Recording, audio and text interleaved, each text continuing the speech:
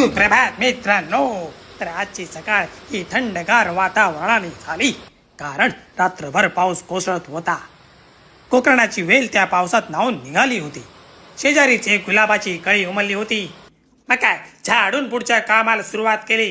केर काढून घेतला, बायकोने दिवे लावले, दिवा लावला आणि लगेचच स्वामी समर्थांच्या दर्शनाने आजच्या दिवसाची सुरुवात झाली. गरमागरम उपमा, आल्याचा फक्कड चहा घेतला, धुतलेल्या कपड्याने योग्य जागा दाखवली आणि स्वतःची तयारी करून थेट निघालो केळवातील शितलाई मंदिरात मधुराच्या गाण्याच्या कार्यक्रमाला.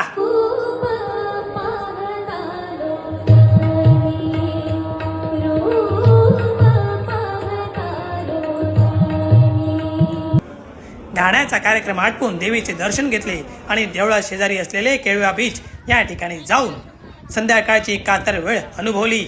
मन प्रसन्न झाले आणि प्रसन्न मनाने मी पुन्हा घरी आलो.